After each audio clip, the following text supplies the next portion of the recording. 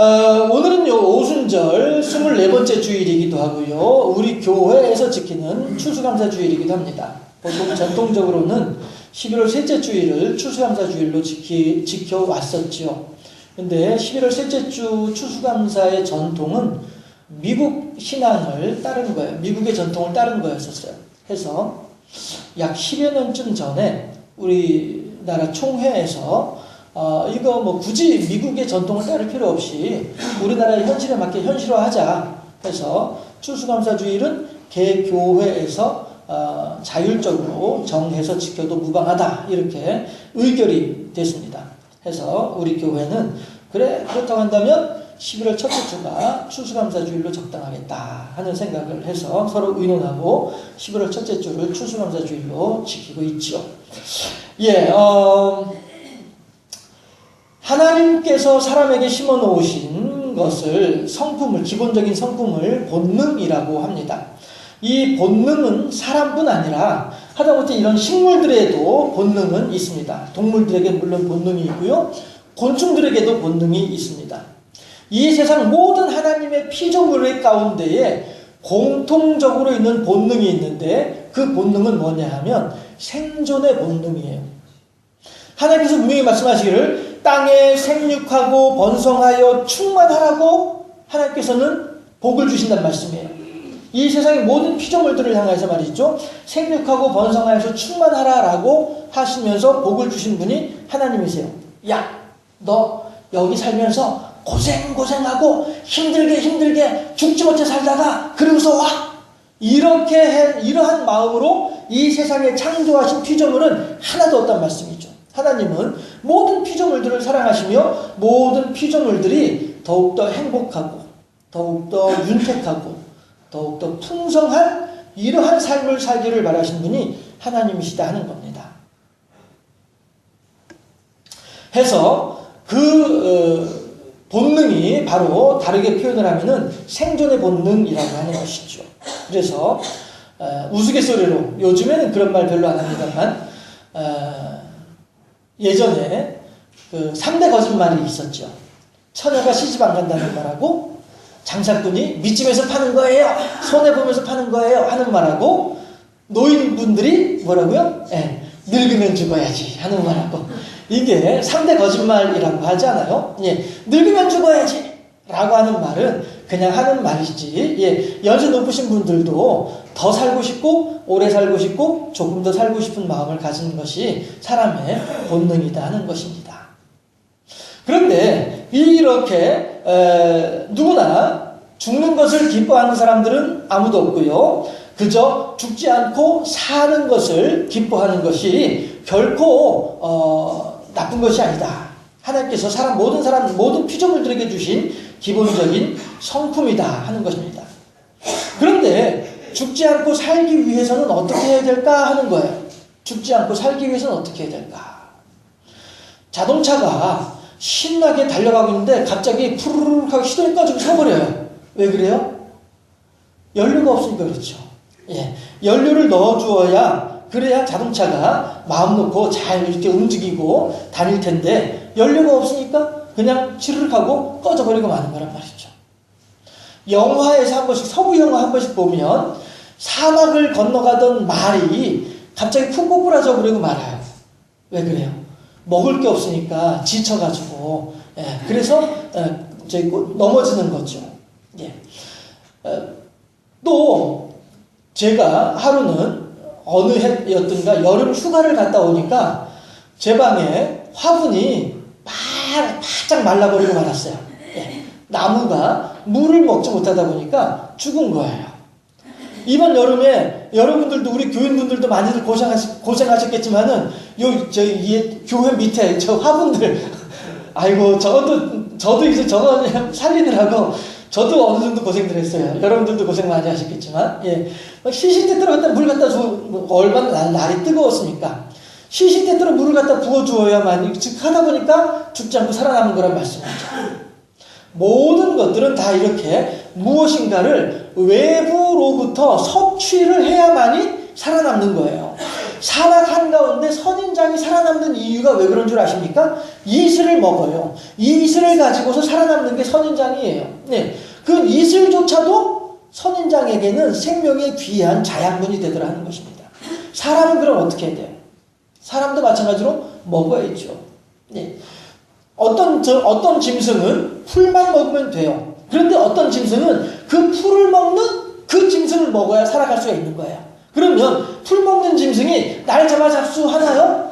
살아남는 것이 본능이기 때문에 맹수가, 호랑이가, 사자가, 아니면 뭐가, 아무튼 나를 잡아먹으려고 쫓아오게 되면은 도망가는 게 본능이란 말이죠. 왜? 살아야 되니까. 하나님께서 말씀하시기를, 야! 너는 죽지 마! 반드시 살아야 돼! 라고 하나님 말씀하셨으니까 살아남기 위해서 냅다 도망가는 거죠. 그러면 또 쫓아가는 건 또 왜 쫓아가요? 쫓아가는 거 마찬가지로 저걸 잡아먹어야 내가 살 수 있으니까. 하나님께서는 사자한테도 야 사자야 너도 죽지 마 너도 살아야 돼 이러신다는 말씀이에요. 하나님 대체 뭐예요? 그러면은 뭐예요? 사슴한테도 죽지 말라고 하시고 사자한테도 죽지 말라고 하시고 어떻게 하라는 얘기예요? 다들 열심히 너의 삶을 살아 이거죠. 죽을 때까지는 열심히 살아. 죽기 직전까지는 뛰어다녀야 돼. 죽기 직전까지 살기 위해서 힘을 써야 돼. 그러다가 때가 돼서 죽게 되면 어쩔 수 없는 거지만 살아있는 동안은 열심히 살아야 돼. 이것이 오늘 우리들에게 주시는 하나님의 사명이라는 거예요. 예수 믿어야 돼. 천국 가야 돼. 지옥 가면 안 돼. 나한테 와야 돼. 물론 이것도 하나님께서 우리들에게 주시는 사명이지만 그 사명을 감당하기 위해서는 어떻게 돼요? 먼저 사명, 살아남아야 되는 것이 우리들의 먼저 사명이라는 것이죠. 1차적인 사명. 그 다음에 2차적인 사명이 예수 믿으면서 살아야 돼.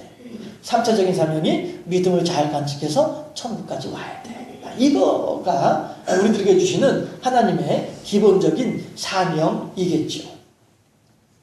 해서 사람도 마찬가지로 무엇인가 먹어야만이 살아남는 것은 다른 바 없습니다. 그러니 우리 속담에 뭐라고 해요? 사흘 굶어서 뭐라고 해요? 남의 집 땅 넘어가지 않을 사람 없다 하는 말이 그래서 그런 거죠. 사흘 굶게 되면 눈에 뵈는 게 없죠. 내가 살아야 되는데 사흘 굶었는데 눈에 뭐가 보이는 게 있어요. 남의 집 담이라도 넘어가야죠. 가서 남의 집 거라도 훔쳐와야죠. 그래서 내가 살아남아야죠. 생존해야죠. 이것이 사람의 본성이다 하는 거예요.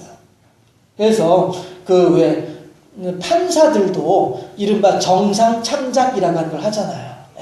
이 사람은 너무너무 배가 고팠어. 그래서 남의 물건을 훔치는 것이 결코 좋은 일은 아니지만 너무너무 배가 고파가지고 이렇게 물건을 훔친 거야. 그러니 다른 방법이 없어. 우리가 돌봐줘야지 하는 거죠. 그래서 미국에서 실제로 그런 판사가 있었답니다. 노인이 남의 물건을 훔쳐가지고 했어요. 재판에 붙여지게 된 거죠. 그랬더니 판사가 판결을 내리기를 예를 들어서 우리나라 돈으로 100만 원 벌금형을 선고를 하는 거예요. 그랬더니 사람들이 웅성웅성하죠. 저 노인네한테 100만 원이 어디 있다고 100만 원을 내라고 하는 거야. 저 판사님 참 야박하시네. 사람들이 이렇게 얘기를 해요. 그런데 판사가 이어서 뭐라고 하냐면은 자 그런데 여러분 저는 이 자리에서 판사도 아니고 단지 여러분들과 똑같은 한 사람으로서 여러분들한테 드릴 말씀이 있습니다. 이러는 거예요. 그랬더니 사람들이 웅성웅성하다가 판사를 쳐다보는 거죠. 그랬더니 하는 얘기가 이 노인이 물건을 훔칠 수밖에 없었던 것은 우리가 이 노인을 모른 척했기 때문입니다. 그러니 우리가 이 노인이 지은 죄는 100만 원의 벌금형이 맞습니다. 그런데 이 벌금을 우리가 대신 내주도록 합시다 하면서 자 내가 우선 10만 원 낼게요 하면서 판사가 그렇게 자기가 먼저 돈을 내놓은 거예요. 그랬더니 그 재판장에 있던 사람들이 다들 그냥 웅성웅성하면서 다들 돈을 십시일반으로 내게 되는 거죠. 그거 가지고서 그 노인의 벌금을 대신 낼 수 있도록 해주더라 하는 것입니다. 이게 바로 정상참작이죠. 짐승들에게만 있는 것이 뭐냐면 생존의 본능이에요. 그래서 짐승들은 나 죽고 나 살고 너 죽자 심정으로 살아가는 것이 짐승들이에요. 그렇죠? 여러분들 뻐꾸기가 그 자기 새끼를 알을 부화시키는 장면을 한번 보세요. 다른 새가 알 낳아놓은 데다가 거기다 자기가 뻐꾸기가 알을 낳아놓는 거예요.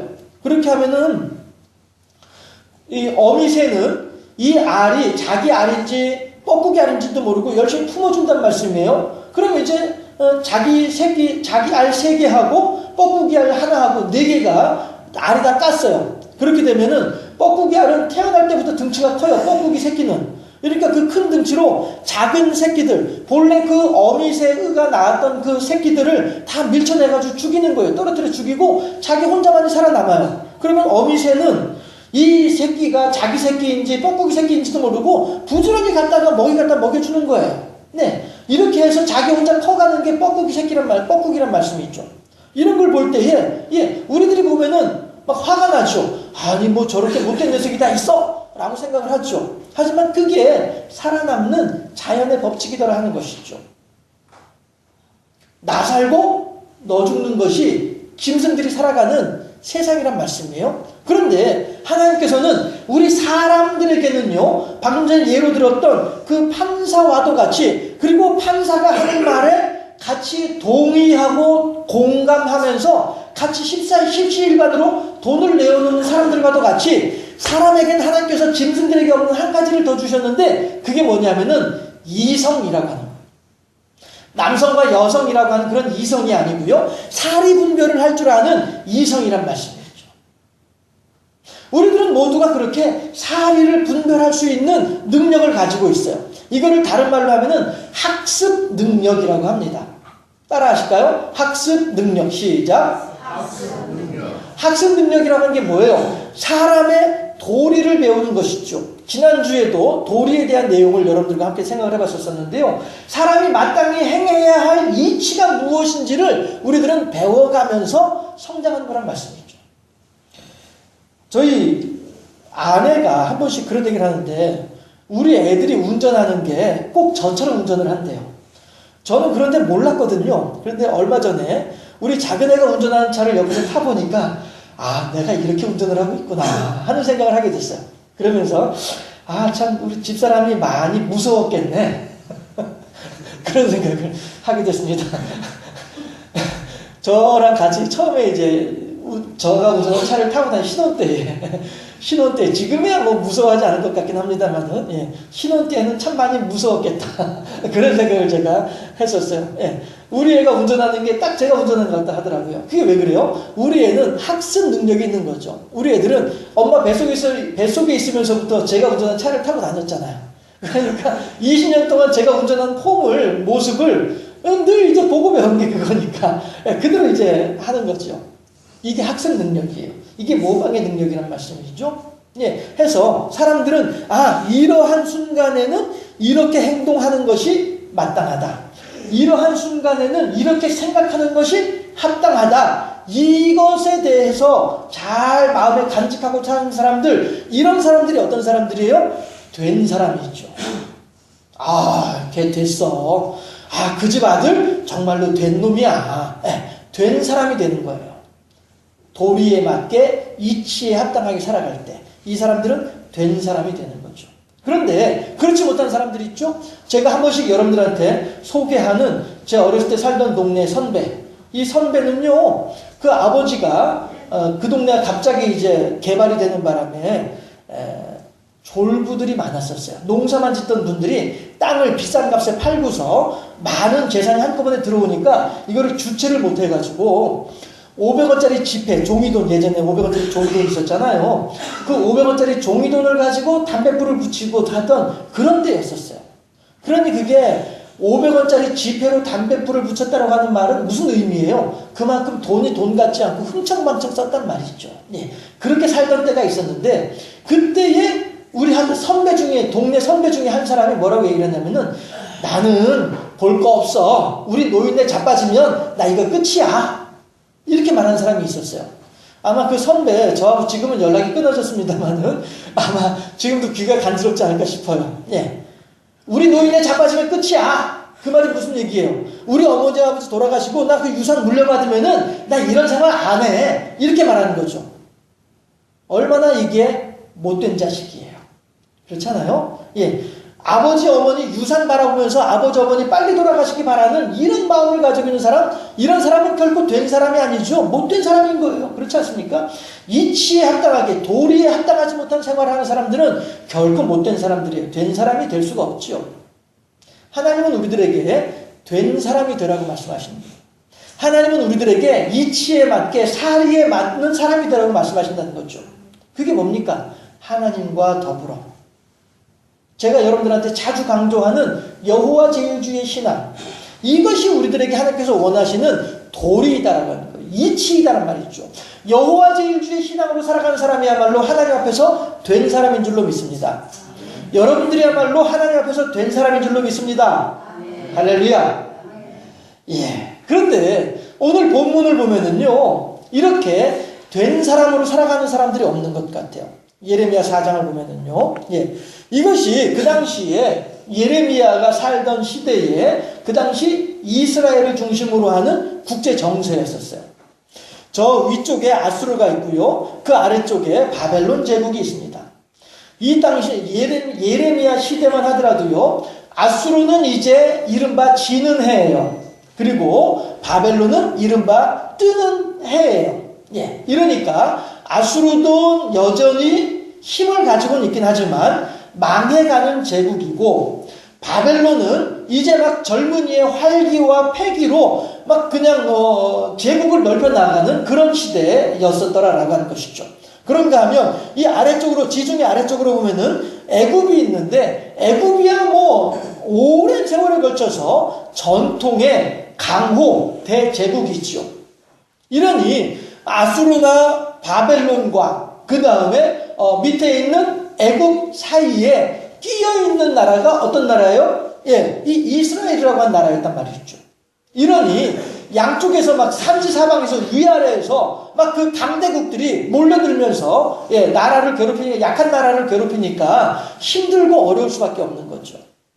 그런데 이 시대에 또 어떤 일이 있었냐 하면, 하나님께서는요, 아무리 이렇게 거대 제국들이 있다 할지라도 하나님을 향한 신앙이 좋게 되면, 이른바 여러분들과 같은 그런 된 사람으로 하나님께 서 있게 된다고 한다면, 하나님은 그때는 이 이스라엘을 지켜주시고 돌봐주신 것을 우리들이 알 수가 있죠.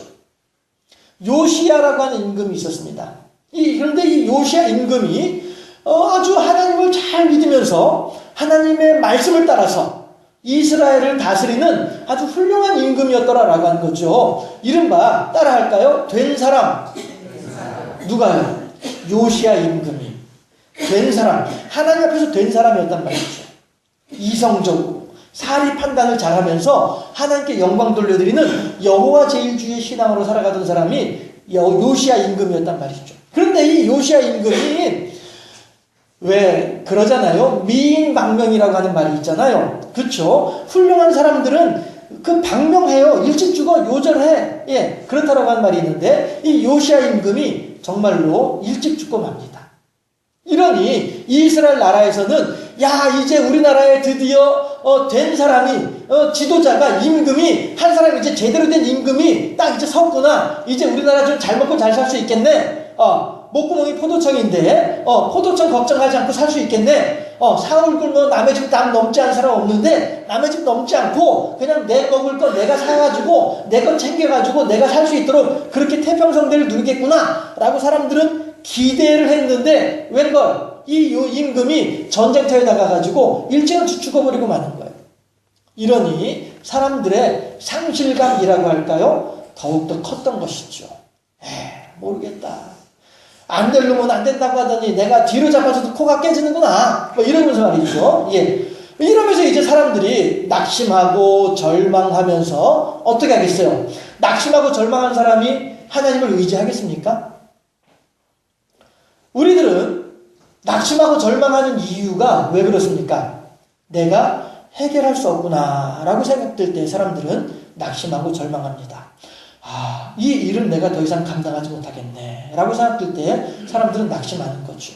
내가 가지고 있는 돈은 100만 원밖에 없는데 어떤 사람이 나한테 1000만 원을 요구를 할 때에 우리들은 낙심하고 절망할 수밖에 없는 겁니다.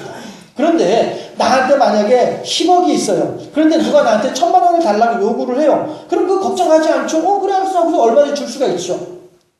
그렇지만 나한테 100만 원밖에 없는데 내 능력은 100만 원밖에 안 되는데 나한테 1000만 원을 요구한다? 낙심하고 절망하는 겁니다.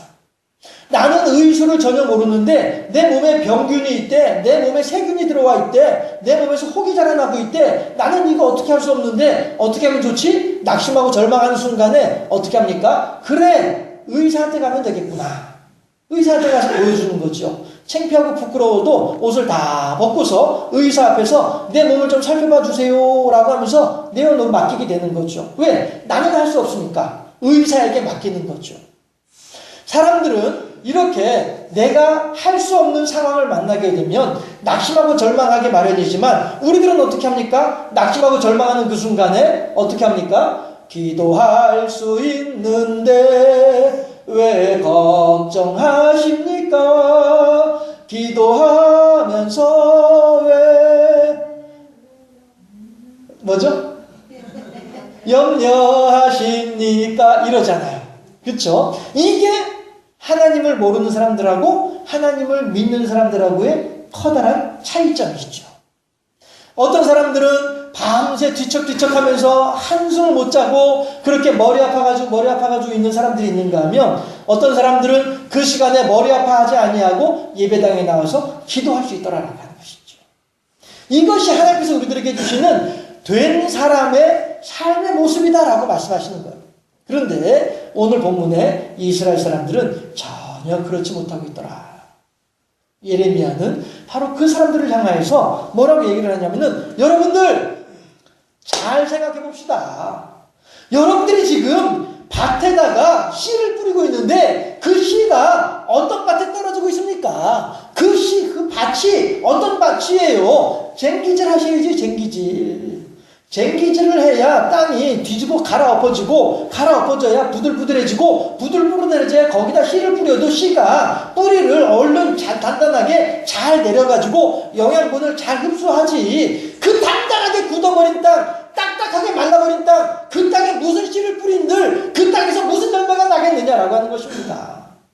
잘 생각해야 돼요. 예레미야가 이스라엘 백성들을 향해서 하는 말이 그 얘기예요.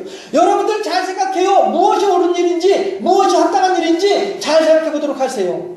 하나님께서 사람들에게 이성을 주신 이유가 있습니다. 잘 상황을 살펴보아서 내가 이 상황에서 내가 할 수 있는 일이 무엇인지를 잘 생각해 보아라. 내가 할 수 있는 일과 할 수 없는 일이 무엇인지를 잘 살펴보아라. 그리고 너의 모든 염려를 나에게 맡겨라. 그리하면 내가 이 모든 일들에 대하여서 책임지겠다. 예레미야 33장 3절에서 너는 내게 부르짖으라. 내가 내게 응답하겠고 네가 알지 못하는 크고 비밀한 일을 내게 알려주리라. 할렐루야. 주 예수보다 더 귀한 것은 없네. 예수밖에는 없네. 할렐루야. 하나님께서 우리들에게 주시는 것은 이거예요. 우리가 하나님 앞에서 된 사람이 되기 위해서는 이 신앙 고백이 필요하다라고 하는 것이죠. 그런데 지금 현재 이 이스라엘 사람들은 묵은 땅에 씨를 뿌리고 있으니 과연 그 씨가 제대로 성장하겠느냐. 이 사람들은 하나님께로 돌아올 생각은 하지 아니하고 여전히 낙심하고 절망하는 가운데에 하나님을 의지하지 아니하고 온갖 잡다한 우상숭배 가운데 빠져서 그곳에서 비나이다 라고 하고 있으니 과연 그것이 제대로 된 비나이다가 되겠냐라고 하는 거예요. 과연 그 우상이라고 하는 묵은 땅에다가 믿음이라고 하는 씨앗을, 축원이라고 하는 기도라고 하는 씨앗을 뿌려본들 어떤 열매가 맺혀지겠냐는 거예요. 그러므로 예레미야는 이스라엘 백성들한테 뭐라고 얘기를 하냐면은 여러분들이요 하나님께로 돌아오라. 하나님께로 돌아올 때에 여러분들의 마음의 밭이 기경이 되는 것이고 하나님의 말씀을 따를 때에 여러분들의 삶 속에는 하나님의 말씀의 씨앗이 풍성할 줄로 믿노라. 이것이 예레미야가 이스라엘 백성들을 향한 간절한 권면의 말씀이었더라 하는 것입니다.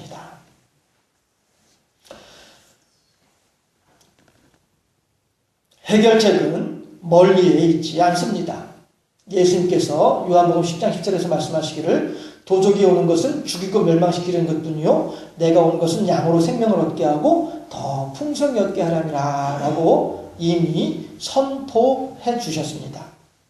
이 세상 마귀라고 하는, 이 세상 우상이라고 하는, 다시 말씀드려서 하나님을 향한 신앙을 제한 모든 비신앙적인 것들은 다 우리들에게는 생명이 될 수가 없습니다. 그 모든 것들은 다 우리들에게 어떠한 복도 될 수가 없습니다. 그 모든 것들은 도리어 우리들을 죽이고 멸망시키는 것밖에 없다라고 하는 사실을 우리들은 반드시 알아야만 하겠다라고 하는 것입니다. 저 도적과 같은 이방인들은 여러분들을 해치려고 하는 것뿐이지만 우리의 마음을 갈아엎어서 하나님의 말씀의 씨앗, 신앙의 씨앗을 마음밭에 뿌리면 참 평안과 행복의 열매를 거두게 될 터인데, 과연 여러분들은 전혀 엉뚱한 당, 씨를 품을 수 없는, 또한 열매도 따라서 거둘 수도 없는 그런 쓸모없는 곳에서 인생의 소중한 시간들을 허비하고 있으니 너무너무 안타깝습니다. 이것이 예레미야의 하소연이었더라라고 하는 사실이죠. 암탉이 병아리를 모으듯이 하나님은 오늘도 하나님의 사랑하시는 자녀들을 애타게 부르고 계시는데, 그럼에도 불구하고 이 사람들은 짐승과도 같은 본능, 이성과 사리 판단과 도덕이라고 하는, 도리라고 하는 하나님의 피조물로서 마땅히 하나님께 어떻게 해야 될지에 대한 도덕에 대해서는, 도리에 대해서는 전혀 알지 못한 채 자기들의 욕심을 따라서 그렇게 살아가고 있는 사람들, 짐승과 방불한 사람들. 그러나 하나님께서는 우리들에게 뭐라고 말씀하시냐면은 이성을 발휘해서 하나님을 찾으라, 하나님을 향하여서 돌아오라 라고 말씀하고 계신다는 것입니다. 쟁기질이 어려운 것은 어려운 것처럼 우리 인생도 어렵게 마련입니다. 제가 어렸을 때 학교 오가는 길에 쟁기질하는, 정말로 이려 하면서 솟으면서 쟁기질하는 거 제가 어렸을 때 여러 번 봤었어요. 때로는 소가 없으면은 사람이 앞에서 그 멍에를 메고 뒤에서 한 사람이 또 쟁기를 들고서 사람이 고랑을 파기도 하죠. 그 힘든 일들을 하는 이유가 왜 그렇습니까? 가을에 풍성한 열매를 소망하면서 그 힘든 일들을 하는 건 아니겠어요? 마찬가지로 쟁기질이 어렵듯이 우리 인생도 하루하루 살아가기는 쉽지 않습니다. 당연하죠. 공중곳에 잡은 자가 횡행하고 있는 시대를 살아가고 있는 우리들인데, 더군다나 그들이 원하는 대로 살지 아니하고 하나님께서 원하신 대로 살아가는 우리들인데 어찌 우리 인생이 편안하기를 원할 수 있겠습니까? 힘들죠.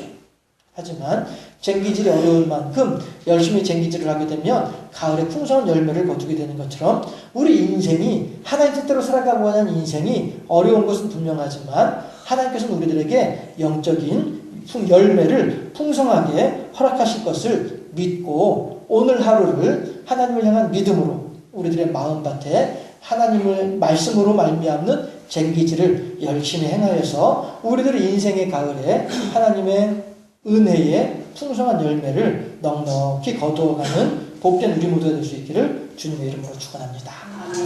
기도하겠습니다. 할렐루야. 좋으신 아버지 하나님, 사랑하시고 복을 더하시고 은혜를 더하여 주심을 참으로 감사합니다. 추수감사의 주일을 맞이하여 과연 우리들의 마음밭은 어떻게 기경하는 것이 합당할런지, 마음의 쟁기질이라고 하는 제목으로 예레미야가 이스라엘 백성들에게 선포하였던 말을 다시 한번 하나님의 음성으로 듣는 시간을 허락하심을 감사하옵나니, 이제 우리들은 모두가 다 짐승과도 같은 본능을 따라서만 살아가는 자들이 아니라 하나님께서 우리들에게 허락하신 이성을 가지고 사리 판단을 통하여 주 예수보다 더 귀한 것은 없노라 고백하며 하나님께 영광 돌려드리는, 그리하여 우리들 인생의 쟁기질, 우리들의 심령의 쟁기질을 하나님의 말씀으로 열심히 행함으로 인하여 신앙의 풍성한 열매를 거두어가는 복된 인생들이 다 될 수 있도록 이 추수감사의 주일에 우리들의 마음을 주관하여 주시옵소서. 감사하고 예수님 이름으로 기도합니다.